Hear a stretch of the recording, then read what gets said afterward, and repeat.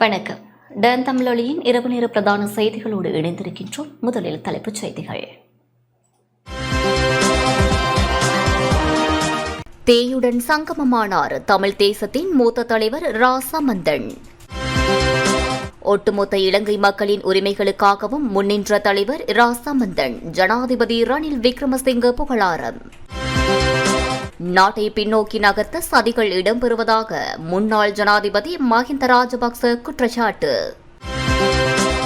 ஜனாதிபதி ரணில் விக்ரமசிங்கவுக்கு ஆதரவளிப்பதாக பெரமுனவின் ஸ்தாபகர் பெசில் ராஜபக்ச அறிவிப்பு. தன்னை வைத்தியசாலை பொறுப்பதிகாரி பதவியிலிருந்து அகற்ற சில வைத்தியர்கள் முயற்சிப்பதாக சாவகச்சேரி ஆதார வைத்தியசாலை பொறுப்பதிகாரி வைத்தியர் அர்ஜுனா ராமநாதன் குற்றச்சாட்டு. தொடர்வது முதன்மை செய்தி. அனுசரணை வழங்குவோர் எப்பொழுதும் எம்மை பற்றி சிந்திக்கும் நாம் அறிந்த எம்மில் ஒருவர். மெலிபன் கிரி தாயை போன்ற நம்பிக்கை. இலங்கை தமிழரசு கட்சியின் மறைந்த பெரும் தலைவர் ரா சம்பந்தனின் பூதவுடல் திருகோணமலை இந்து மயானத்தில் தகனம் செய்யப்பட்டது. இலங்கை தமிழரசு கட்சியின் மறைந்த பெரும் தலைவர் இரா சம்பந்தனின் இறுதிக் கிரியைகள் இன்று அன்னாரின் சொந்த ஊரான திருகோணமலையில் இடம்பெற்றது. அவரது இல்லத்தில் இறுதி அஞ்சலி நிகழ்வுகள் இடம்பெற்றதைத் தொடர்ந்து இந்து பொது மயானத்தில் தகன கிரியைகள் இடம்பெற்றன. இரா சம்பந்தனின் இறுதி நிகழ்வில் ஜனாதிபதி ரணில் விக்ரமசிங்க, இலங்கைக்கான இந்திய உயர்ஸ்தானிகர் சந்தோஷ் ஜா, தமிழக பாஜக தலைவர் அண்ணாமலை, கிழக்கு மாகாண ஆளுநர் செந்தில் தொண்டமான், கிழக்கு மாகாண சிரேஷ்ட பிரதி போலீஸ் மா அதிபர் அஜித் ரோகன, எதிர்க்கட்சிகளின் பிரதம கொறடா லக்ஷ்மண் கிரியல்ல, தமிழ் முற்போக்கு கூட்டணி தலைவர் மனோ கணேசன், ஸ்ரீலங்கா முஸ்லிம் காங்கிரஸ் தலைவர் ரவுப் ஹக்கீம், அகில இலங்கை மக்கள் காங்கிரஸ் தலைவர் ரிசாத் பதியுதீன், இலங்கை தமிழரசு கட்சி தலைவர் மாவை சேனாதிராஜா, ட்ரெலோ அமைப்பின் தலைவர் செல்வம் அடைக்கலநாதன், ஃபிளட் தலைவர் தர்மலிங்கம் சித்தார்த்தன், தமிழர் விடுதலை கூட்டணியின் தலைவர் அருண் தம்பிமுத்தோ, நாடாளுமன்ற உறுப்பினர்கள், கட்சிகளின் முக்கியஸ்தர்கள், தமிழ் தேசிய பற்றாளர்கள், பொதுமக்கள் என பெருமளவானோர் பங்கேற்றனர். அஞ்சலி நிகழ்வில் முக்கியஸ்தர்களின் இரங்கல் உரைகள் இடம்பெற்றதுடன் சபாநாயகர் மற்றும் வெளிநாட்டு உயர்ஸ்தானிகர்களின் இரங்கல் செய்திகள் வாசிக்கப்பட்டன. தான் எடுத்திருக்கக்கூடிய பணியை கிட்டத்தட்ட நடத்தி முடித்துவிட்டு இங்கு இருக்கக்கூடிய எல்லா அரசியல் தலைவர்களுக்கும், மக்கள் பிரதிநிதிகளுக்கும், அடுத்த கட்ட தலைவர்களுக்கும் கூட நீங்கள் இதை செய்து முடிக்க வேண்டும் என்று பணித்துவிட்டு சென்றிருக்கின்றார். அதுதான் அவர் சொல்லியிருக்கக்கூடிய செய்தியாக நான் பார்க்கின்றேன். ஐயா ஒரு முக்கிய நோக்கத்திற்காக வாழ்ந்து மறைந்திருக்கின்றார். அந்த நோக்கம் இன்னும் முழுமையாக நிறைவேறவில்லை. அதற்கு இந்தியா, நம்முடைய பாரத பிரதமர் நரேந்திர மோடி அவர்கள், பாரதிய ஜனதா கட்சி அந்த நோக்கம் நிறைவேறுவதற்கு என்றும் கூட உங்களோடு துணை. ஒட்டுமொத்த இலங்கை மக்களின் உரிமைகளுக்காகவும் முன்னின்ற தலைவர் இரா சம்பந்தன் என ஜனாதிபதி ரணில் விக்ரமசிங்க தெரிவித்துள்ளார். மறைந்த ஆர் சம்பந்தன் தமிழ் மக்களின் உரிமைகளுக்காக மாத்திரமன்றி ஒட்டுமொத்த இலங்கை மக்களின் உரிமைகளுக்காகவும் முன்னின்ற தலைவர் எனவும், சம்பந்தனும் தானும் எப்போதும் பிரிக்கப்படாத இலங்கைக்காக தம்மை அர்ப்பணித்தவர்கள் எனவும் ஜனாதிபதி ரணில் விக்ரமசிங்க தெரிவித்துள்ளார். இன்று நடைபெற்ற சம்பந்தனின் இறுதி கிரியையில் கலந்து கொண்ட போதே ஜனாதிபதி ரணில் விக்ரமசிங்க இதனை குறிப்பிட்டார். පාලනය කරන්නට ගත්තේ උත්සාහයත් අපි ගත්ත උත්සාහයත් සාර්ථක වුණේ නැහැ. 83න් පස්සේ ஆர் சம்பந்தனின் மறைவால் நீண்டகால நண்பரை இழந்துவிட்டேன். 50 ஆண்டுகளுக்கு முன்பு நான் புதிய சட்டத்தரணியாக செயற்பட்ட போதே ஒரு சட்டத்தரணியாக நான் அவரை சந்தித்தேன். 1977ஆம் ஆண்டு நானும் சம்பந்தனும் புதிய பாராளுமன்ற உறுப்பினர்களாக பாராளுமன்றத்திற்கு வந்தோம். அந்த பாராளுமன்ற தேர்தலில் திருகோணமலையில் எமது கட்சியின் செயற்குழு உறுப்பினர் நவரத்தினம் ராஜாவை நான் ஆதரித்தேன். ஆனால் அந்த போட்டியில் ஆர் சம்பந்தன் வெற்றி பெற்றார். குறிப்பாக தனிநாடு உருவாக்கப்பட வேண்டும் என்ற பிரேரணையின்படி பாராளுமன்றம் இருதரப்பாக பிரிந்தது. ஆர் சம்பந்தன் ஆளுங்கட்சி உறுப்பினர்களுடன் சிறப்பான உறவை கொண்டிருந்தார். இந்த நாட்டை பிரிக்க முடியாது என்பதால் சமஷ்டி ஆட்சி முறையில் அல்லது மாவட்ட சபை முறையை விட அதிக அதிகாரங்களை வழங்குவது குறித்து தொடர்ந்து கலந்துரையாடி வந்தோம். எங்களுக்குள் பிரச்சனை ஏற்பட்டது. திருகோணமலையில் ஒரு காணியை நான் இளைஞர் சேவை மன்றத்திற்கு வழங்கிய போது பாராளுமன்றத்தில் கூட எமக்கிடையில் விவாதங்கள் இடம்பெற்றன. இதை கட்டுப்படுத்த அவர் எடுத்த முயற்சியும் நாங்கள் எடுத்த முயற்சியும் வெற்றி பெறவில்லை. அவர் 1983இல் இலங்கையை விட்டு வெளியேறினார். மறுபடியும் அவர் பாராளுமன்றத்துக்கு வந்த பிறகு நாங்கள் மீண்டும் தொடர்புகளை பேணினோம்.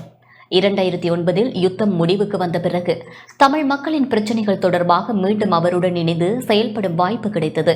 அவர் ஒருபோதும் தனி நாடு கோரவில்லை. அனைவரும் ஒன்றாக இருக்க வேண்டும் என்று எப்போதும் கூறினார். தமிழ் மக்கள் துன்பப்படுவதாகவும் அவர்களின் பிரச்சினைகளுக்கு விரைவில் தீர்வு காணப்பட வேண்டும் எனவும் அவர் தெரிவித்தார். நாங்கள் தேர்தலில் இணைந்து பணியாற்றியுள்ளதுடன் பொது வேட்பாளர்களை ஆதரித்துள்ளோம். குறிப்பாக மைத்ரிபால சிறிசேனவுக்காக நாங்கள் அனைவரும் ஒன்றிணைந்து செயல்பட்டோம். அதற்கு முன் சரத் பொன்சேகாவுக்காக செயல்பட்டோம். கடந்த கால நிகழ்வுகள் மற்றும் அரசியல் குறித்து அவரிடம் எப்போதும் நான் கதைப்பேன். 1948 இந்த நாடு சுதந்திரம் பெறும் வாய்ப்பை பார்த்த ஒரே MP ஆவார். மேலும் அரசியல் பற்றியும் நாம் கதைப்போம். அதன் பிறகு அவர் எதிர்க்கட்சி தலைவராக பணியாற்றினார். அதன்போது தனது சிறப்பான குணத்தை எடுத்து காட்டினார். தமிழ் மக்களின் பிரச்சனைகளை பற்றி பேசியதோடு அதற்காக பாடுபட்டார். அது மாத்திரமின்றி அனைத்து இலங்கையர்களின் பிரச்சனைகளையும் எதிர்க்கட்சி தலைவர் என்ற வகையில் முன்வைத்தார். அப்போது அவர் உண்மையான எதிர்க்கட்சி தலைவராக செயல்பட்டார். உண்மையான எதிர்க்கட்சி தலைவர் என்பவர் மாற்று பிரதமர் ஆவார். 2018 ஆண்டு அரசாங்கத்தில் ஏற்பட்ட நெருக்கடி நேரம் நான் பிரதமர் பதவியை இழந்தபோது எதிர்க்கட்சி தலைவராக அவர் சிறந்த தலைமைத்துவத்தை வெளிப்படுத்தினார். வேறு காரணங்களால் எங்களது கலந்துரையாடல் வெற்றியடையவில்லை. குறிப்பாக உயிர்த்த ஞாயிறு குண்டுவெடிப்பின் பின்னர் அரசியல் தீர்வுகளை முன்வைப்பதற்கான பின்னணி எம்மிடம் இருக்கவில்லை. நான் ஜனாதிபதியாக பதவியேற்ற பின்னர் இந்த விடயங்களை அவருடன் கலந்துரையாடினேன். மேலும் தமிழ் கட்சிகள் மற்றும் MPக்களுடன் கலந்துரையாடப்பட்டது. மிக முக்கியமான சில கருத்துக்கள் அங்கு பேசப்பட்டன. பிரிக்கப்படாத இலங்கையில் இந்த பிரச்சினைகளுக்கு தீர்வு காண நாங்கள் இருவரும் ஒப்புக்கொண்டோம். இப்பேச்சுவார்த்தைகள் நடந்து கொண்டிருக்கும் வேளையில் நாட்டை வங்குரோத்து நிலையிலிருந்து மீட்பதற்கு நான் முன்னுரிமை வழங்க வேண்டியிருந்தது. இதனால் கடந்த சில மாதங்களாக எங்களது கலந்துரையாடல்களை முன்னெடுக்க முடியவில்லை. இந்த கலந்துரையாடல்களே இந்த பாராளுமன்ற வாரத்தில் மீண்டும் தொடங்க முடியுமா என்று நான் விசாரித்தேன். ஆனால் அந்த வாய்ப்பிற்கு முன்னரே சம்பந்தன் நம்மை விட்டு பிரிந்து விட்டார். ஆனால் இந்த கலந்துரையாடல்களை நாம் தொடர்ந்து முன்னோக்கி கொண்டு சென்று நிறைவு செய்ய வேண்டும். தேசிய காணி ஆணைக்குழுவின் வரைவு தற்போது பாராளுமன்றத்தில் சமர்ப்பிக்க தயாராகியுள்ளது. சிங்கள, தமிழ் மற்றும் முஸ்லிம் தமது கிராமங்களை சுவீகரிப்பது தொடர்பில் வடவடத்து நேக்களத்துடன் பிரச்சினைகளை எதிர்கொள்கின்றனர். அந்த பிரச்சினைகளை சட்டத்தின் மூலம் தீர்க்க இந்த ஆணைக்குழுவுக்கு அதிகாரம் அளிக்க எதிர்பார்க்கப்படுகின்றது. மாகாண சபை தேர்தலை நடத்துவது அவசியம் என அறிவிக்கப்பட்டுள்ளது. ஆனால் தற்போது ஜனாதிபதி தேர்தலை முதலில் நடத்துவது என கலந்துரையாடி தீர்மானித்துள்ளோம். யார் நீதிமன்றத்திற்கு சென்றாலும் இந்த வருடமே ஜனாதிபதி தேர்தல் நடத்தப்படும். அடுத்து பாராளுமன்ற தேர்தல் நடத்தப்பட்டு அதன் பின்னர் மாகாண சபை தேர்தல் நடத்தப்படும். புதிய முறைமையில் ஏற்பட்டுள்ள சிக்கல் நிலை காரணமாக மாகாண சபை தேர்தலை பழைய முறைமையிலேயே நடத்துமாறு கோரிக்கை விடுக்கப்பட்டது. அதற்காக எங்களுக்குள் உடன்பாடு ஏற்பட்டிருந்தது. பெண்கள் மற்றும் இளைஞர்களின் பிரதிநிதித்துவத்தை வழங்குவதுடன் பாராளுமன்ற உறுப்பினர்களின் அங்கத்துவத்தை வைத்துக் கொண்டு இதற்காக போட்டியிட அனுமதிப்பது எனவும் தீர்மானிக்கப்பட்டது. 13வது திருத்தத்தை நடைமுறைப்படுத்துவதன் மூலம் போலீஸ் அதிகாரம் இல்லாமல் மத்திய அரசிடமிருந்து வேறு பல அதிகாரங்களை பெற்றுக்கொள்ள இப்போது பாராளுமன்றத்தில் இருக்கும் பிரதான உறுப்பினர்களுடன் கலந்துரையாடி வருகின்றோம். ஏனைய அதிகாரங்கள் பற்றி பின்னர் கலந்துரையாடலாம். புதிய பரிந்துரையாக அதிகார பகிர்வில் 13வது திருத்தத்தின் கட்டமைப்பிற்குள் அதிகபட்ச அதிகாரத்தை பரவலாக்குவதற்கு அரசாங்கம் முன்மொழிந்துள்ளது. மேலும் நவாஸ் ஆணைக்குழு அறிக்கை குறித்தும் கலந்துரையாடப்பட உள்ளது. ஒற்றுமை மற்றும் நல்லிணக்க ஆணைக்குழு சட்டமூலத்தை முன்வைக்க தயார் செய்யப்பட்டுள்ளதாக வெளிநாட்டு அலுவல்கள் அமைச்சர் என்னிடம் தெரிவித்தார். அது மட்டுமல்லாமல் மக்கள் சபை முறை குறித்தும் இப்போது கலந்துரையாடி உடன்பாடு எட்டியுள்ளோம். இந்த கலந்துரையாடல்களை முன்னோக்கி கொண்டு சென்று நிறைவு செய்ய நாம் எதிர்பார்க்கின்றோம். சம்பந்தன் தமிழ் மக்களின் உரிமைக்காக பாடுபட்ட தலைவர். சம்பந்தன் இலங்கை மக்களின் உரிமைக்காக குரல் கொடுத்த தலைவர். நாம் இருவரும் பிரிக்கப்படாத இலங்கைக்காக அர்ப்பணிப்புடன் செயற்பட்டவர்கள். அதற்காக நாங்கள் இருவரும் உடன்பாட்டுடன் கலந்துரையாடல்களை முன்னோக்கி கொண்டு சென்றதுடன் இப்பணியை நிறைவு செய்ய அனைவரும் ஆதரவு வழங்குமாறு கேட்டுக்கொள்கின்றேன். එතුමගේ චරිතය. එතුමා ද්‍රවිඩ ජනතාවගේ ප්‍රශ්න ගැන සාකච්ඡා කළා ආරක්ෂා කරන්නට ක්‍රියා කරා පමණක් නෙමෙයි. ඒ වගේම එතුමා ලාංකිකයන්ගේ ප්‍රශ්න විපක්ෂ தமிழரசு கட்சியின் பெருந்தலைவர் இரா சம்பந்தனுக்கு மட்டக்களப்பு களுவாஞ்சிக்குடியில் அஞ்சலி செலுத்தப்பட்டது. தமிழரசு கட்சியின் பெருந்தலைவர் மறைந்த இரா சம்பந்தனுக்கு மட்டக்களப்பு களுவாஞ்சிக்குடியில் இலங்கை தமிழரசு கட்சியின் களுவாஞ்சிக்குடி வட்டார கிளையின் ஏற்பாட்டில் இலங்கை தமிழரசு கட்சியின் களுவாஞ்சிக்குடி வட்டார கிளையின் தலைவரும் மண்முனை தென்னருவில் பெற்று பிரதேச சபையின் முன்னாள் உறுப்பினருமான வினோராஜ் தலைமையில் அஞ்சலி நிகழ்வு நடைபெற்றது. இரா சம்பந்தனின் திருவுருவப் படத்திற்கு மாலை அணிவித்து ஈகை சுடரேற்றப்பட்டு அகவணக்கம் செலுத்தப்பட்டது. இலங்கை தமிழரசு கட்சியின் மட்டக்களப்பு மாவட்ட உபத்தலைவரும் முன்னாள் பாராளுமன்ற உறுப்பினருமான பாவண்ணா அரியநேந்திரன், செயலாளரும் முன்னாள் பாராளுமன்ற உறுப்பினருமான ஞாவண்ணா ஸ்ரீநேசன், முன்னாள் பாராளுமன்ற உறுப்பினர் கிருஷ்ணபிள்ளை, தமிழரசு கட்சியின் இளைஞர் அணியினர் மற்றும் மகளிர் அணியினர் என பலரும் அஞ்சலி கூட்டத்தில் கலந்து கொண்டனர். அவர்கள் உண்மையில் ஏதோ எடுத்துவிட வேண்டும், தமிழர்கள் கொடுத்து விட வேண்டும் என்ற அடிப்படையில் மிகவும் கஷ்டப்பட்டு தள்ளாத வயதில் உண்மையாக ஓய்வெடுத்தது. அவர் 23 வயதில் அரசியலில் இணைந்தவர், 44 வயதில் பாராளுமன்ற அரசியலுக்குள் வந்தவர். அவர் உண்மையில் அவருடைய ஓய்வு என்பது 2024ஆம் ஆண்டு 6ஆம் மாதம் 30ஆம் தேதி தான் ஓய்வெடுத்திருக்கிறார். அவர் ஃப்ரீயாக இருந்து நான் தூங்கியிருக்க மாட்டார். கடைசியாக கூட அவர் யாப்பு வரை குழுவினர் சொல்லியிருந்தார், நீங்கள் தர வேண்டும் எங்களுடைய உரிமையை, இல்லை என்றால் உரிமை தானாக வந்து கிடைக்கும், அது கிடைக்கும் அடித்து சொன்னார். நீங்கள் தர வேண்டும், தரவில்லை என்றால் நாங்கள் அதை எடுத்துக்கொள்வோம், அது தானாக எங்கள் மடியில் வந்து விழும் என்ற கருத்தை சொன்னார். என்னவென்றால், தொடர்ந்து நீங்கள் ஏமாற்றிக் கொண்டிருந்தால், உங்களுக்கு உள்நாட்டு பொறுமுறை இல்லை என்றால் நாங்கள் சர்வதேசத்தை நாட வேண்டியது எங்களுடைய தார்மீக பொறுப்பு என்ற கருத்தை சொல்லியிருந்தார். ஆகவே அவர் மிகவும் மனநொந்து மிகவும் கஷ்டப்பட்டு உழைத்தார், இன்று மறைந்து விட்டார்.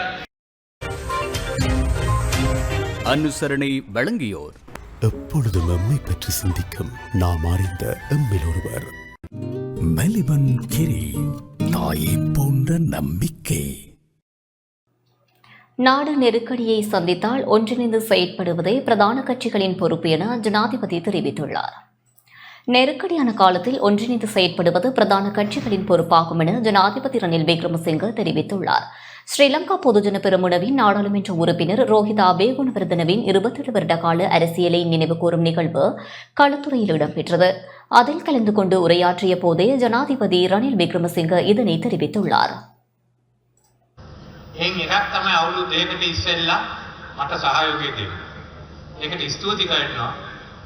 உலகம் மாறிக்கொண்டே செல்கின்றது. ஆகவே புதிய வகையில் சிந்திக்க வேண்டும். பழமையான அரசியலில் சிக்கிக் கொள்ள வேண்டாம் என தெரிவித்துக் கொள்ள விரும்புகின்றேன்.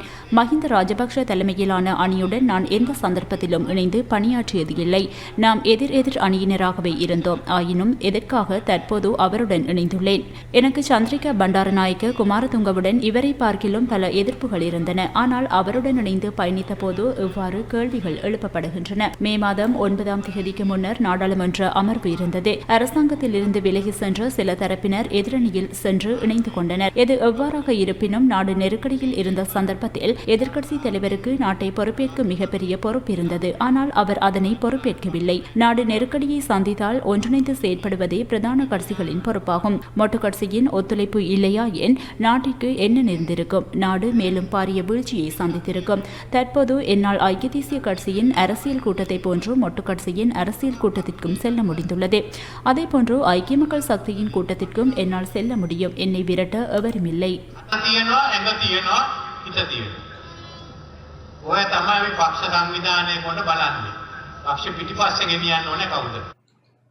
நாட்டை பின்னோக்கி நகர்த்த சதிகள் இடம்பெறுவதாக முன்னாள் ஜனாதிபதி மஹிந்த ராஜபக்ச தெரிவித்துள்ளார். விமர்சனங்களை மாத்திரம் முன்வைப்பவர்களால் நாட்டை கட்டியெழுப்ப முடியுமா என முன்னாள் ஜனாதிபதி மஹிந்த ராஜபக்ச கேள்வி எழுப்பியுள்ளார்.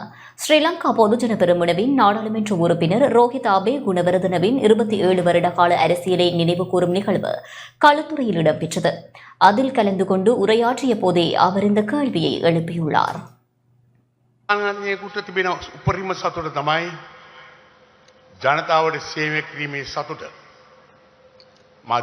நாடு நெருக்கடியில் இருந்தபோது அந்த சவாலை ஏற்றுக்கொள்ள தயங்கி தலைமறைவானவர்கள் தற்போது வெளிவர ஆரம்பித்துள்ளனர்.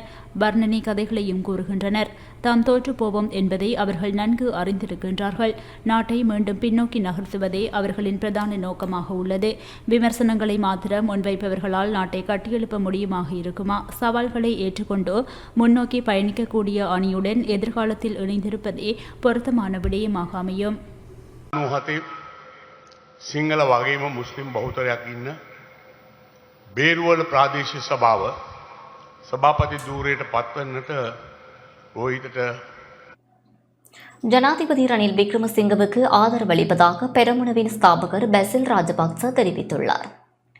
நாட்டையும் நாட்டு மக்களையும் பாதுகாக்கும் வரை தாம் கட்சி என்ற வகையில் ஜனாதிபதி ரணில் விக்ரமசிங்கவிற்கு ஆதரவை வழங்க தயாராக உள்ளதாக ஸ்ரீலங்கா பொதுஜன பெரமுனவின் ஸ்தாபகர் பெசில் ராஜபக்ச தெரிவித்துள்ளார். ஸ்ரீலங்கா பொதுஜன பெரமுனவின் நாடாளுமன்ற உறுப்பினர் ரோஹிதாபே குணவர்தனவின் 27 வருட கால அரசியலை நினைவுகூரும் நிகழ்வு களுத்துறையில் இடம்பெற்றது. அதில் கலந்து கொண்டு உரையாற்றிய போதே அவர் இதனை தெரிவித்துள்ளார்.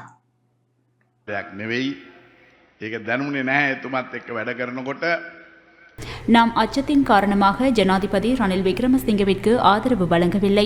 தற்போது போன்று தொடர்ச்சியாகவும் நாம் ஜனாதிபதிக்கான ஆதரவை வழங்குவோம்.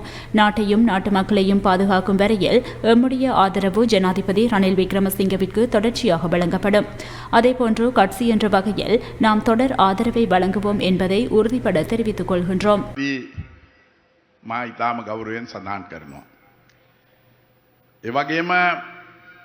විශේෂයෙන්ම එතුමා යම් දවසක தேர்தல் நடைபெற்றாலும் வடக்கு கிழக்கு தமிழ் முஸ்லிம் மக்கள் ஜனாதிபதி ரணில் விக்ரமசிங்கவுக்கு வாக்களிப்பாளர்கள் என தமிழர் ஐக்கிய சுதந்திர முன்னணியின் தலைவரும் முன்னாள் பிரதி அமைச்சருமான விநாயகமூர்த்தி முரளிதரன் தெரிவித்துள்ளார். தேர்தல் நடைபெற்றாலும் வடக்கு தமிழ் முஸ்லிம் மக்கள் ஜனாதிபதி ரணில் விக்ரமசிங்கவுக்கு வாக்களிப்பார்கள் என தமிழர் ஐக்கிய சுதந்திர முன்னணியின் தலைவரும் முன்னாள் பிரதி அமைச்சருமான விநாயகமூர்த்தி முரளிதரன் தெரிவித்தார். இன்று ஊடகங்களுக்கு கருத்து தெரிவிக்கையில் அவர் இவ்வாறு குறிப்பிட்டார். உண்மையிலே மதிப்புக்குரிய ரணில் விக்ரமசிங்கே அவர்கள் ஆரம்பத்தில் தேர்தலுக்கு செல்வதாக முடிவெடுத்திருந்தார். தற்பொழுது அதிலே நீடிப்பதற்கான ஒரு அரசியல் யாப்பில் கான்ஸ்டிடியூஷனில் நீடிப்பதற்கான வாய்ப்பு இருக்கின்றது. இதை அவர் கேட்டிருக்கிறார். சிறந்த விடயமாக நான் பார்க்கின்றேன். ஏனென்றால் இந்த நாடு நாங்கள் பெட்ரோலுக்கு பொழியில் நின்ற காலம் இருந்தது, கேஸுக்கு பொழியில் இருந்த காலம் இருந்தது, மின்சாரம் இல்லாமல் இருட்டுக்குள்ளே வாழ்ந்த காலம் இருந்தது. எல்லாத்தையும் குறுகிய காலத்திலே முன்னேற்றி இன்றைக்கு இந்த நாட்டை ஒரு நல்ல நிலைக்கு கொண்டு வந்திருக்கிறார். உண்மையிலே அவரின் தனிப்பட்ட திறமையை நாங்கள் பாராட்ட வேண்டும். அவருக்காக இன்று சர்வதேச சமூகங்கள் இன்று உதவி செய்திருக்கின்றது. அந்த வகையில் அவர் இன்னும் அந்த அபிவிருத்தியை கொண்டு செல்ல வேண்டும் என்பதற்காகத்தான் அதாவது நீதிமன்றம் செல்வதாக திட்டமிடப்பட்டிருக்கின்றது. அதில் விளைவு என்ன மாதிரி வரும் என்று எதிர்பார்க்கிறார். அவ்வாறு தான் நீடிக்கப்படாவிட்டாலும் தேர்தல் வந்தாலும் நிச்சயமாக பெரும்பாலான மக்கள் மதிப்புக்குரிய ஜனாதிபதி ரணில் விக்ரமசிங்கே அவர்களுக்கு தான் ஆதரவை தெரிவிப்பதற்காக முடிவெடுத்திருக்கின்றார்கள். என்றால் இந்த மக்கள் பட்ட துன்ப துயரங்களை நீக்கிய ஒரு தலைவர். அவர் அப்படியேத்தான் அவரை பார்க்கின்றார்கள். குறிப்பாக வடகிழக்கிலே வாழ்கின்ற தமிழ் முஸ்லிம் மக்கள் நிச்சயமாக ரணில் விக்ரமசிங்கே அவர்களுக்கு வாக்களிப்பார்கள். தன்னை வைத்தியசாலை பொறுப்பதிகாரி பதவியிலிருந்து அகற்ற சில வைத்தியர்கள் முயற்சிப்பதாக சாவகச்சேரி ஆதார வைத்தியசாலை பொறுப்பதிகாரி வைத்தியர் அர்ஜுனா ராமநாதன் குற்றம் சாட்டியுள்ளார். யாழ்ப்பாணம் சாவகச்சேரி வைத்தியசாலையை மேம்படுத்த அயராது உழைக்கும் தன்னை வைத்தியசாலை பொறுப்பதிகாரி பதவியிலிருந்து அகற்ற சில வைத்தியர்கள் முயற்சிப்பதாகவும் அதற்கு அரசு வைத்திய அதிகாரிகள் சங்கமும் துணை போவதாகவும் சாவகச்சேரி ஆதார வைத்தியசாலை பொறுப்பதிகாரி வைத்தியர் அர்ஜுனா ராமநாதன் குற்றம் சாட்டியுள்ளார். இன்று ஊடகங்களுக்கு கருத்து தெரிவிக்கும் போதே அவர் இதனை தெரிவித்தார். 23 பேரில் இந்த பேருக்கு மட்டும் அது ஹைட்ஸ் போட்டிருந்தது. அதாவது சாவச்சேரி அழிபட்டு டிஃபெக்ஸ் பண்ணி வெட்டுக்கணும். உங்களுக்கு தெரியும், ஒரு ஒஃபிஷியல் டாக்குமெண்ட் ஸ்ரீலங்காவிலேயோ இந்த நாட்டிலேயோ ஒரு ஒஃபிஷியல் டாக்குமெண்ட்ஸை கொடுக்குறேன்னு சொன்னால் நாங்கள் ஒரு நாளுமே டிஃபெக்ஸ் பண்ணி கொடுக்கலாது. அது பிறகு நான் ஹியூமன் ரைட்ஸுக்கு போனேன். ஹியூமன் ரைட்ஸில் போய் நான் அதை கம்ப்ளைண்ட் பண்ண பிறகு 13ஆம் தேதி எனக்கு யாழ்ப்பாணம் அப்பாயின்மெண்ட் நான் 14ஆம் தேதி காலமாக பிடிஎஃப்ஸில் வரைக்கும் அங்கே டாக்டர் சமன் பிபி பார்த்துருந்தேன் சார். என்னை சரியாக இழுத்தடிச்சு கண்ண நேரத்துக்கு பிறகு தான் இந்த லெட்டரை தந்தவர். அந்த லெட்டர் நான் சாவச்சேரி ஆர்டிஓவிஸுக்கு வரைக்கும் டாக்டர் கேசரன் சார் எனக்கு அதை தர்றது விருப்பமே இல்லை.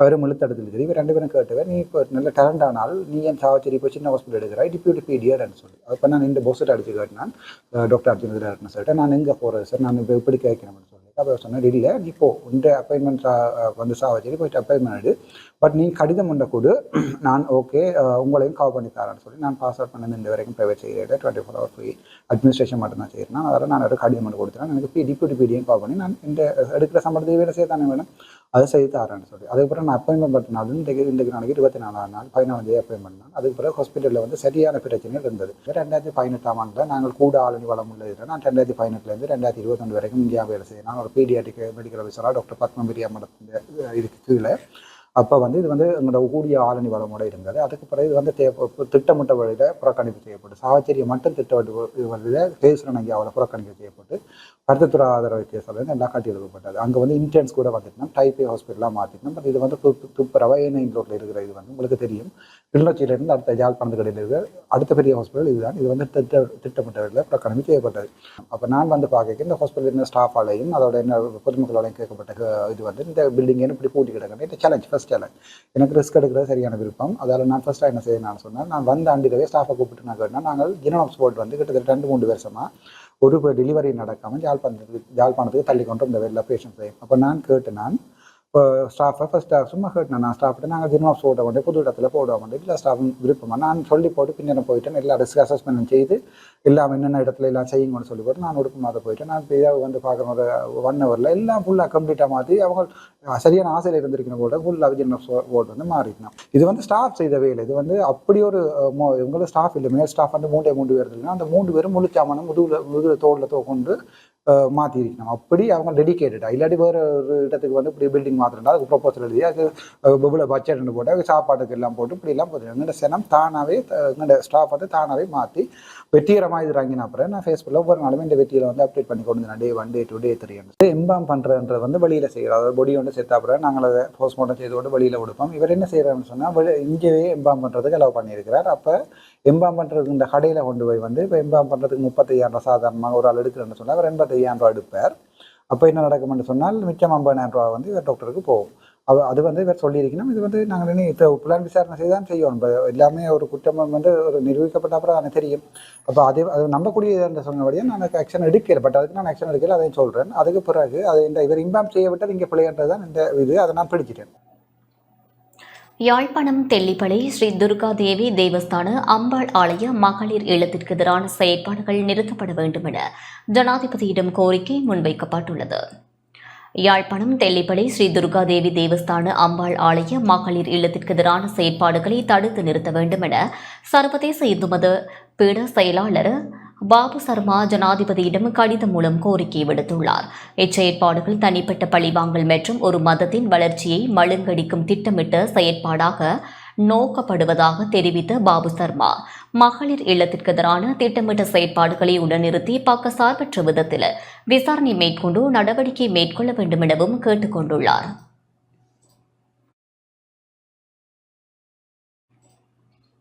தமிழ் முற்போக்கு கூட்டணியின் தலைவரும் நாடாளுமன்ற உறுப்பினருமான மனோ கணேசனுக்கு எதிராக மலையகத்தில் இன்று எதிர்ப்பு போராட்டங்கள் முன்னெடுக்கப்பட்டன.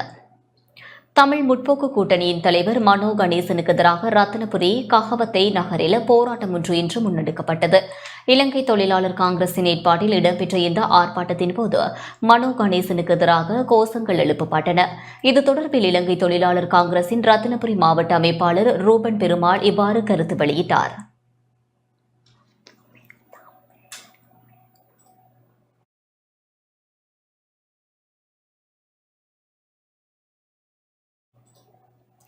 இதேவேளை இந்த போராட்டம் குறித்து அறிக்கையொன்றை வெளியிட்டுள்ள மனோ கணேசன் எம்பி இலங்கை தொழிலாளர் காங்கிரசின் சிறுவர் பிரிவினர் ஆர்ப்பாட்டம் செய்வதில் ஆட்சேபனை இல்லை என தெரிவித்துள்ளார்.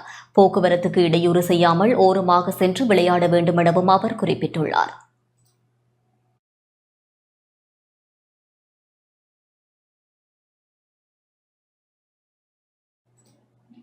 பெருந்தொழில் தொழிலாளர்களின் சம்பள விடயத்தில் அரசாங்கம் அசமந்த போக்குடன் செயல்படுவதாக மலையக தொழிலாளர் முன்னணியின் பொதுச் செயலாளர் புஷ்பா விஸ்வநாதன் தெரிவித்துள்ளார்.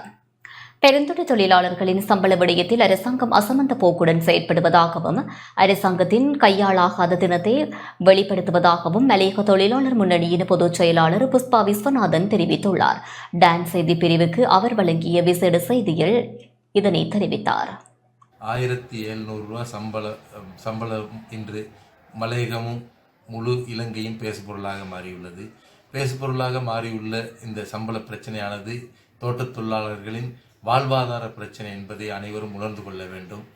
1700 ரூபாயை சம்பளத்தை பெற்றுக் கொடுப்பதற்காக ஜனாதிபதி இன்று ஒரு கையாளாகாத ஜனாதிபதியாக, அரசாங்கத்தில் உள்ளவர்களும் ஒரு கையாளாதவர்களாகவே காணப்படுகிறார்கள். 1700 ரூபாய் சம்பளத்துக்கு இன்றைக்கு தடை உத்தரவு வந்திருக்கின்றது. அரசாங்க வர்த்தக மானியிலே வெளியிடப்பட்டு ஜனாதிபதியினாலும் அரசாங்கத்தில் உள்ளவர்களினாலும் பகிரங்கமாக அறிவிக்கப்பட்ட 1700 ரூபாய் இன்று தோட்டத் தொழிலாளர்களுக்கு கிடைக்கும் என்று கேக் வெட்டினார்கள், பால் சோறு பொங்கினார்கள், பட்டாசு கொளுத்தினார்கள். ஒன்றுமே இல்லாமல் இன்று ஊதாரியாக நிற்க வேண்டிய ஒரு துர்ப்பாக்கி நிலைக்கு இன்று மலையக மக்கள் தள்ளப்பட்டிருக்கின்றார்கள். 1700 ரூபாய் சம்பளத்தை பெற்றுக் கொடுத்து விட்டார்கள் என்று இன மத எந்த பேதமுமின்றி, தொழிற்சங்க பேதமின்றி, கட்சி பேதமின்றி அனைவரும் அந்த தொழிற்சங்கத்துக்கு ஆதரவு வழங்க தயாராகி இருந்தார்கள். அவ்வளவு நம்பிக்கை வைத்த நிலையிலே இன்று 1700 ரூபாய் இல்லாமல் போயுள்ளது. ஒவ்வொரு சம்பள உயர்வுக்கும் 1000 ரூபாய் சம்பளத்துக்கு 5 வருடம் போராட வேண்டியதாக இருந்தது. 1700 ரூபாய் சம்பளத்துக்கு இன்று எத்தனை வருடம் போராட வேண்டி வருமோ தெரியாது. இதற்கெல்லாம் ஒரே தீர்வாக இந்த சிறுதோட்ட உரிமையாளர்களாக தோட்டத் தொழிலாளர்களை, பெருந்தோட்ட தொழிலாளர்களை சிறுதோட்ட உரிமையாளர்களாக மாற்றுவது மட்டுமே ஒரு சிறந்த செயல் என தமிழ் முற்போக்கு கூட்டணியும் அதன் தலைவர்களும் உறுதியுடன் சொல்லி வருகின்றார்கள். அந்த திட்டத்துக்கு வழிவிட்டால் மட்டுமே இந்த தோட்டத் தொழிலாளர்களின் பிரச்சனை தீரும் என்பதில் நாங்கள் உறுதியாக இருக்கின்றோம். ஆண்களை பெண்களாகவும், பெண்களை ஆண்களாகவும் மாற்ற மட்டுமே இந்த ஜனாதிபதி பதவியால் முடியாது என்ற சொன்ன ஐக்கிய தேசிய கட்சியின் ஜனாதிபதிக்கு இன்று ஒரு 1700 ரூபாய் சம்பளத்தை பெற்றுக் கொடுக்க முடியாத ஒரு துர்ப்பாக்கிய நிலையிலே ஒரு கையாளாகாத ஜனாதிபதியாக, ஒரு கையாளாகாத மலையக அரசியல்வாதிகளாக, அரசாங்கத்தில் அங்கம் வகிக்கும் அரசியல்வாதிகளாக இன்று இடம்பெற்றிருப்பது பெரும் வேதனை அளிக்கின்றது. இந்த 1700 ரூபாய் பெற்றுக் கொடுப்பதற்கு எந்த மாற்று வழியை எந்த கட்சி நடவடிக்கை எடுக்கின்றதோ அந்த கட்சியுடன் அதற்கு முழு ஒத்துழைப்பை வழங்க மலையக தொழிலாளர் முன்னணி தயாராக இருக்கின்றது என்பதையும் தெரிவித்துக் கொள்கின்றேன். அதிபர் ஆசிரியர்கள் எதிர்வரும் 9ஆம் திகதி மீண்டும் சுகையின விடுமுறை போராட்டத்தில் ஈடுபட உள்ளனர். எதிர்வரும் 9ஆம் திகதி செவ்வாய்க்கிழமை அதிபர் ஆசிரியர்கள் சுகையின விடுமுறை போராட்டத்தை முன்னெடுக்க உள்ளதாக இலங்கை ஆசிரியர் சங்கத்தின் பொதுச் செயலாளர் ஜோசப் ஸ்டாலின் தெரிவித்துள்ளார். கொழும்பில் இன்று ஊடகங்களுக்கு கருத்து வெளியிடும் போதே அவர் இதனை குறிப்பிட்டார். වාර්තා කළා අපි අපේ ඉල්ලීම් පෙරදර කරන විශේෂයෙන් අධ්‍යාපනයේ බැටු ක්ෂමතා ඉවත් කිරීම සඳහා 3න් 2ක් அரசு துறையினர் நாளையும் நாளை மறுதினமும் தமது கோரிக்கைகளை முன்வைத்து போராட்டங்களில் ஈடுபடவுள்ளனர். அதிபர் ஆசிரியர் தொழிற்சங்கமாகிய நாம் எதிர்வரும் செவ்வாய்க்கிழமை நாடு தழுவிய ரீதியில் சுகையின போராட்டத்தில் ஈடுபடவுள்ளோம். அதிபர் ஆசிரியர்களின் சம்பள முரண்பாடு உள்ளிட்ட கோரிக்கைகளை முன்வைத்து அரசாங்கத்துக்கு அழுத்தம் கொடுக்கும் வகையில் போராட்டம் அமையவுள்ளது. அரசு ஊழியர்களின் சம்பளத்தை இந்த வருடம் அதிகரிக்க முடியாது என ஜனாதிபதி ரணில் விக்ரமசிங்க கூறியுள்ளார். நாம் அவருக்கு அஞ்ச மாட்டோம் என்பதை மிக தெளிவாக கூறிக்கொள்ள விரும்புகின்றோம். இந்த நாட்டின் தொழிற்படையுடன் அவர் விளையாடக்கூடாது. முன்னாள் ஜனாதிபதி கோட்டாபய ராஜபக்ஷவை வெளியேற்றுவதற்கு இந்த தொழிற்படையே காரணமாக அமைந்தது என்பதை அவர் நினைவில் கொள்ள வேண்டும். ඉතිරි 3න් 2 ලබා දීම, ඒ වගේම දෙමව්පියන්ගේ අධ්‍යාපන බර අඩු කිරීම සහ අනෙකුත් සෙසු ඉල්ලීම් ලබා දෙන්න කියලා බල කරන ක්‍රියාමාර්ගයට අපි අනිවාර්යයෙන්ම 9 වෙනිදා යනවා. அரசியலமைப்பின் பிரகாரம் கட்டாயம் தேர்தல் நடத்தப்பட வேண்டும் எனவும் ஐக்கிய மக்கள் சக்தி எந்த வேளையிலும் தேர்தலுக்கு தயாராக உள்ளதெனவும் முன்னாள் நாடாளுமன்ற உறுப்பினர் அஜித் பி பெரேரா தெரிவித்துள்ளார். உரிய முறையில் தேர்தல்கள் நடத்தப்பட்டு நாட்டில் ஜனநாயகம் பாதுகாக்கப்பட வேண்டும் என முன்னாள் நாடாளுமன்ற உறுப்பினர் அஜித் பி பெரேரா தெரிவித்துள்ளார். கொழும்பில் உள்ள எதிர்க்கட்சித் தலைவர் அலுவலகத்தில் இன்று இடம்பெற்ற ஊடகவியலாளர் சந்திப்பின் போது அவர் இதனை குறிப்பிட்டார். නීතියේ පාලනය පිළිබඳ ඉතාම වැදගත් කාරණයක්. අපි කවුරුත් දන්නවා ආණ්ඩුක්‍රම தேர்தல்களை நடத்துவது அரசியலமைப்பின் பிரகாரம் கட்டாயமானதாகும். ஜனாதிபதியின் பதவிக்காலத்தை நீடிப்பதற்கு முயற்சிகள் இடம்பெறுகின்றன. இது தொடர்பில் அமைச்சரவையில் தீர்மானிக்கப்பட்டதாக ஐக்கிய தேசிய கட்சியின் பொதுச் செயலாளர் பாலித ரங்கே பண்டார கூறுகின்றார். ஆனால் அவ்வாறான தீர்மானமோ கலந்துரையாடலோ மேற்கொள்ளப்படவில்லை என அமைச்சரவை பேச்சாளர் பந்துல குணவர்த்தன தெரிவித்துள்ளார். இவ்வாறே சட்டத்துக்கு புறம்பாக ரணில் விக்ரமசிங்க மாகாண சபை தேர்தலை பிற்போட பலரோடு இணைந்து செயற்பட்டார். தேர்தலை எவ்வாறேனும் பிற்போடவே தற்போதைய ஜனாதிபதி முயற்சிக்கின்றார். ஆயினும் அரசியலமைப்பின் பிரகாரம் கட்டாயம் தேர்தல் நடத்தப்பட வேண்டும். ஐக்கிய மக்கள் சக்தி எந்த வேளையிலும் தேர்தலுக்கு தயாராக இருக்கின்றது. முதலில் ஜனாதிபதி தேர்தலும் பின்னர் பொது தேர்தலும் நடத்தப்பட்டு இந்நாட்டின் ஜனநாயகம் பாதுகாக்கப்பட வேண்டும். අවස්ථාව අනුව වර්තමාන ජනාධිපතිවරයාගේ දූර කාලය වසර 5යි. ඒ වසර 5ක දූර කාර්යය නොවැම්බර් 17 වෙනිදාට අවසන් වෙනවා. ඔක්තෝබර් 17 கிளிநொச்சி மாவட்டத்தில் நிர்மாணிக்கப்படவுள்ள பொருத்து வீடுகளுக்கான பொருட்கள் கிளிநொச்சிக்கு கொண்டுவரப்பட்டன. வடக்கு கிழக்கு மாகாணங்களில் சீன அரசாங்கத்தின் உதவியில் பொருத்து வீடுகள் நிர்மாணிக்கப்படவுள்ளன. அந்த வகையில் கிளிநொச்சி மாவட்டத்தில் நிர்மாணிக்கப்படவுள்ள பொருத்து வீடுகளுக்கான பொருட்கள் இன்று காலை கிளிநொச்சிக்கு கொண்டுவரப்பட்டன. 8 பாரவூர்திகளில் பொருத்து வீடுகள் கிளிநொச்சிக்கு கொண்டுவரப்பட்டுள்ளன. குறித்த பொருத்து வீடுகளை கொண்ட பாரவூர்தியை கடற்றொழில் அமைச்சர் டக்ளஸ் தேவானந்தா பார்வையிட்டார். கிளிநொச்சி மாவட்டத்தில் 64 பொருத்து வீடுகள் நிர்மாணிக்கப்பட உள்ளது.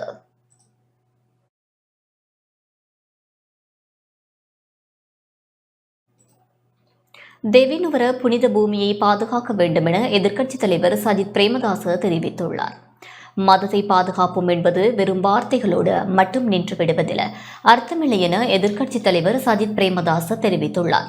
ஐக்கிய மக்கள் சக்தியினால் முன்னெடுக்கப்பட்டு வரும் சசுநட அருண வேலை திட்டத்தின் கீழ் ரூபாய் 45 லட்சம் செலவில் தெவினுவர உட்பளவர்ண விகாரையின் புனரமைக்கப்பட்ட வாகல்கட திறப்பு நிகழ்வில் நேற்று கலந்து கொண்டு உரையாற்றும் போதே எதிர்க்கட்சித் தலைவர் சஜித் பிரேமதாச இவ்வாறு தெரிவித்தார்.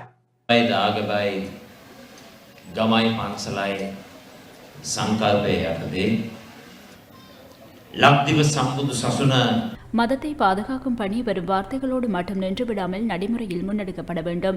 வார்த்தையின் உண்மையான அர்த்தத்தில் நடைமுறை செயல்களாக பேணி இந்த உன்னத புனித இடங்களை பாதுகாப்பது நம் அனைவரினதும் பொறுப்பாகும்.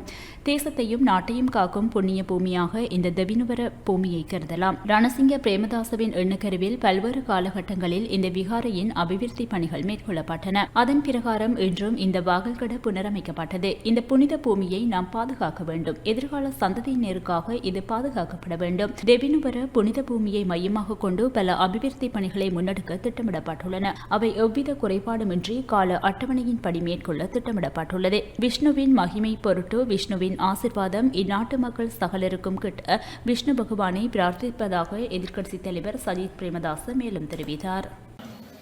පවත්නා 5000ක් කාල එහි බාරකාරත්වය මෙම භූමිය மட்டக்களப்பு ஆரையம்பதியில் போதை வஸ்துக்கு எதிரான விழிப்புணர்வு பேரணி இன்று இடம்பெற்றது. மட்டக்களப்பு ஆரையம்பதியில் அகில இலங்கை மெத்தடிஸ்ட் திருச்சபையின் 210வது ஆண்டு நிறைவையொட்டி ஆரையம்பதி மெத்தடிஸ்ட் திருச்சபையினால் விழிப்புணர்வு பேரணி இடம்பெற்றது. பேரணியானது ஆரையம்பதி மெத்தடிஸ்ட் திருச்சபை முன்றலில் ஆரம்பமாகி பிரதான வீதி வழியாக மீண்டும் ஆரையம்பதி மெத்தடிஸ்ட் திருச்சபையை சென்றடைந்தது.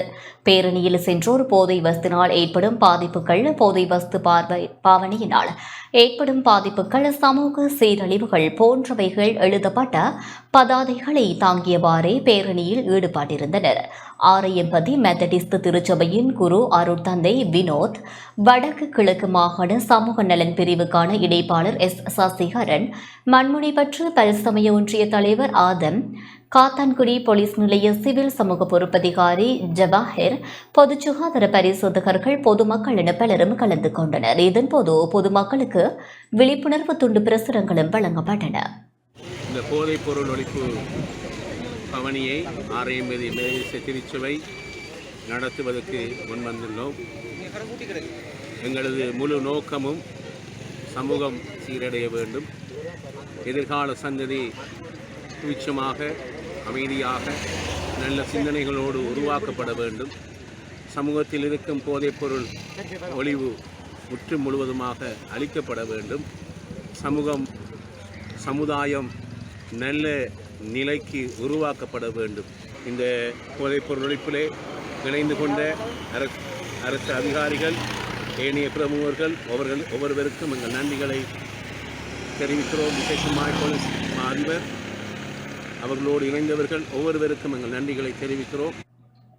ஸ்ரீலங்கன் ஏர்லைன்ஸ் நிறுவனத்தை நிதி ரீதியாக நிலையானதாக மாற்றும் வகையில் புதிய முதலீட்டாளர்களை உள்வாங்க அரசாங்கம் தீர்மானித்துள்ளது. ஸ்ரீலங்கன் ஏர்லைன்ஸ் நிறுவனம் 2022-2023 நிதியாண்டில் 73.3 பில்லியன் ரூபாய் நட்டத்தை சந்தித்துள்ளதாக தகவல் வெளியாகியுள்ளது. எவ்வாறாயினும் 2021 மற்றும் 2022 நிதியாண்டுடன் ஒப்பிடுகையில் ஸ்ரீலங்கன் ஏர்லைன்ஸின் நட்டம் 56% குறைந்துள்ளதாகவும் தெரிவிக்கப்படுகின்றது. நிதி அமைச்சகத்தினால் வெளியிடப்பட்ட சமீபத்திய வரவு செலவு திட்ட நிலை அறிக்கையிலேயே குறித்த தகவல்கள் வெளியாகியுள்ளன. 2022-2023 நிதியாண்டில் ஸ்ரீலங்கன் ஏர்லைன்ஸ் 372.5 பில்லியன் ரூபாய் வருமானத்தை ஈட்டியுள்ளது. இந்த நிலையில் அமைச்சரவையின் ஒப்புதலுடன் விமான நிறுவனம் இலங்கை பெட்ரோலிய கூட்டு தாபனத்திற்கு செலுத்த வேண்டிய 102.5 பில்லியன் ரூபாய் நிலுவைத் தொகையை செலுத்துவதற்கு தேவையான நிதி பொது திரைச்சேரியிலிருந்து விமான நிறுவனத்திற்கு வழங்கப்பட்டுள்ளது. இதேவேளை விமான நிறுவனத்தை நிதி ரீதியாக நிலையானதாக மாற்றும் வகையில் புதிய முதலீட்டாளர்களை உள்வாங்க அரசாங்கம் முடிவு செய்துள்ளது. இதேவேளை சுற்றுலாத்துறையின் வளர்ச்சியுடன் விமான பயணிகளின் வருமானம் 293.3 பில்லியன் ரூபாவாக அதிகரித்துள்ளது. இந்தியா, பிரித்தானியா, சீனா மற்றும் ஆஸ்திரேலியா உள்ளிட்ட நாடுகளிலிருந்து இலங்கை வரும் சுற்றுலா பயணிகளின் எண்ணிக்கை தொடர்ந்தும் அதிகரித்து வருவதாக சுற்றுலா அபிவிருத்தி அதிகார சபை தெரிவித்துள்ளது.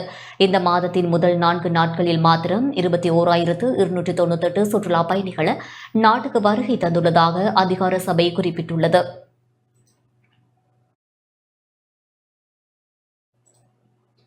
இணையவழி குற்றங்களில் ஈடுபட்ட குற்றச்சாட்டில் நாடு கடத்தப்பட்ட 11 இலங்கையர்கள் நாடு திரும்பினர்.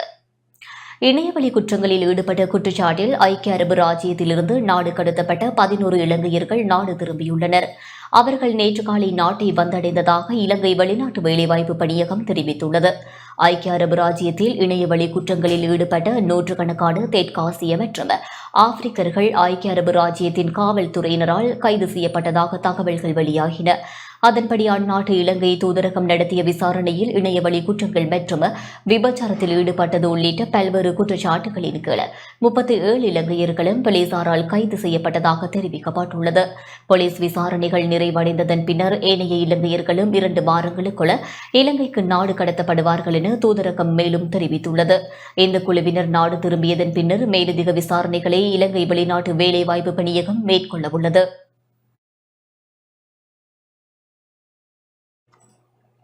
மட்டக்களப்பு கல்லடியில் தமிழர் ஐக்கிய சுதந்திர முன்னணியின் தலைமை காரியாலயத்தில் முன்னாள் போராளிகளுக்கு உதவி திட்டங்கள் முன்னெடுக்கும் நிகழ்வு இன்று ஆரம்பிக்கப்பட்டது. மட்டக்களப்பு கல்லடியில் தமிழர் ஐக்கிய சுதந்திர முன்னணியின் தலைமை காரியாலயத்தில் முன்னாள் போராளிகளுக்கு உதவி திட்டங்கள் முன்னெடுக்கும் நிகழ்வு இன்று ஆரம்பித்து வைக்கப்பட்டது. முன்னாள் போராளிகள் 100 பேருக்கு தமது வாழ்வாதாரத்தினை மேம்படுத்தும் வகையில் 10 லட்சம் ரூபாய் நிதி திட்டத்தில் பகிர்ந்தளிக்கப்பட்டது. தமிழர் ஐக்கிய சுதந்திர முன்னணியின் உபத்தலைவர் ஜெயா சரவணன் தலைமையில் நடைபெற்றதோடு நிகழ்வில் தமிழர் ஐக்கிய சுதந்திர முன்னணியின் தலைவரும் முன்னாள் பிரதி அமைச்சருமான விநாயகமூர்த்தி முரளிதரன் பிரதம அதிதியாக கலந்து கொண்டார். நிகழ்வில் தமிழர் ஐக்கிய சுதந்திர முன்னணியின் செயலாளர் செந்தூரன், கட்சி ஆதரவாளர்கள், அமைப்பாளர்கள், முன்னாள் போராளிகள் என பலர் கலந்து கொண்டனர். இதன்போது ஊடகங்களுக்கு கருத்து தெரிவித்த முன்னாள் பிரதி அமைச்சர் விநாயகமூர்த்தி முரளிதரன் இவ்வாறு குறிப்பிட்டார்.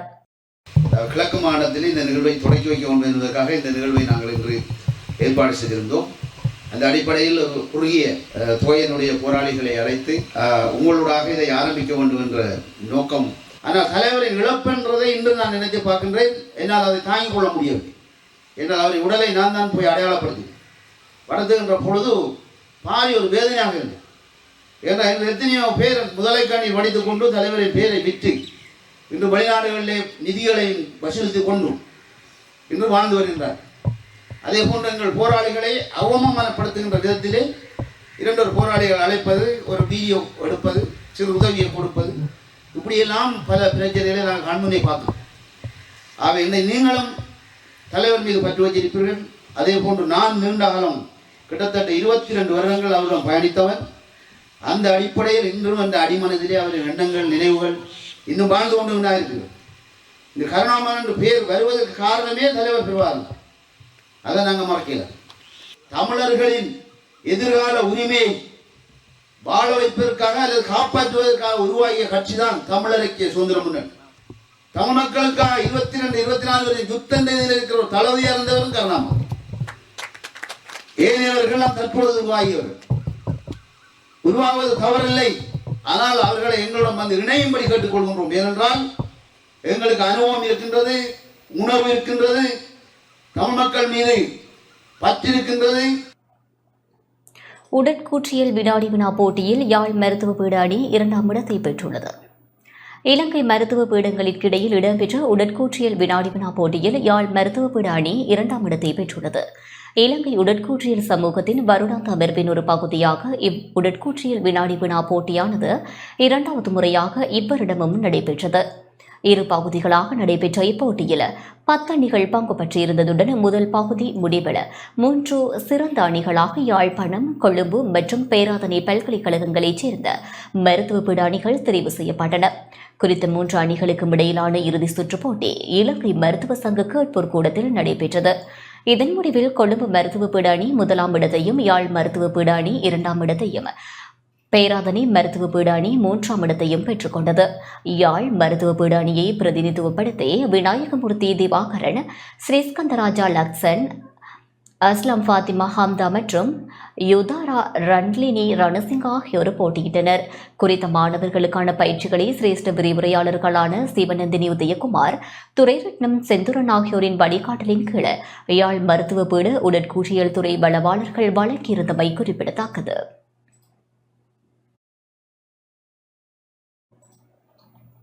முல்லைத்தீவு முள்ளியவளை கணுக்கணி பகுதியில் அம்மன் சிலையில் ஒரு கண் திறந்த சம்பவம் பதிவாகியுள்ளது. முல்லைத்தீவு முள்ளியவளை கணுக்கணி பகுதியில் உள்ள பிள்ளையார் கோவில் ஒன்றில் அம்மன் சிலையின் ஒரு கண் திறந்ததாக வெளியாகியுள்ள தகவல் பக்தர்களிடையே ஆச்சரியத்தை ஏற்படுத்தியுள்ளது. முல்லைத்தீவு முள்ளியவளை கணுக்கேணி பகுதியில் அமைந்துள்ள கற்பக பிள்ளையார் ஆலயத்தில் உள்ள அம்மன் சிலையானது வழமையாக மூடிய நிலையில் உள்ள கண்களையுடைய சிலையாகவே காணப்பட்டு வந்தது. நேற்றைய தினம் பக்தர்கள் சென்று வழிபட்டு வந்திருந்தனர். இந்நிலையில் இன்றைய தினம் காலை திடீரென அந்த சிலையில் உள்ள ஒரு கண் திறந்த நிலையிலும் மற்றைய கண் மூடிய நிலையிலும் மாறி மனித கண்களை ஒத்த நிலையில் தென்பட்டு காணப்படுகின்றது. இதனை பிரதேசவாசிகள் அதிசயத்துடனும் பக்தி பரவசத்துடனும் பார்த்து வருகின்றனர்.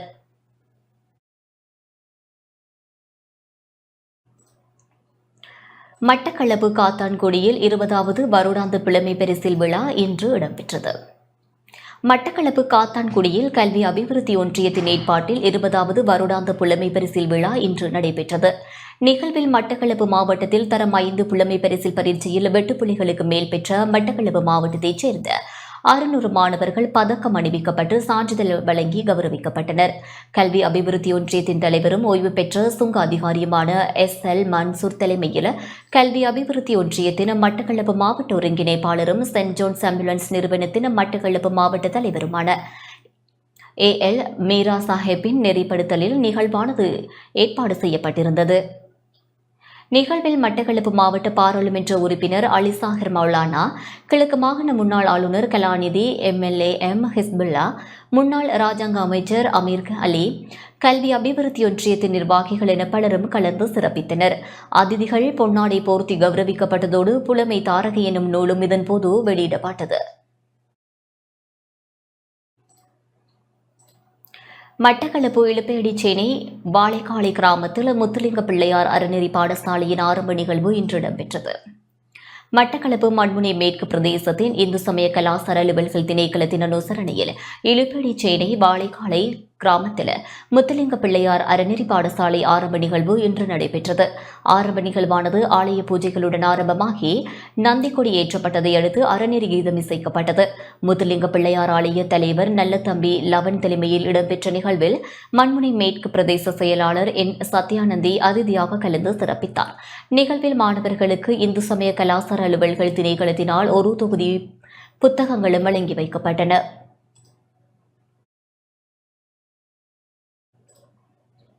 கிளிநொச்சியில் 3 நூல்களின் வெளியீடு இன்று இடம்பெற்றது.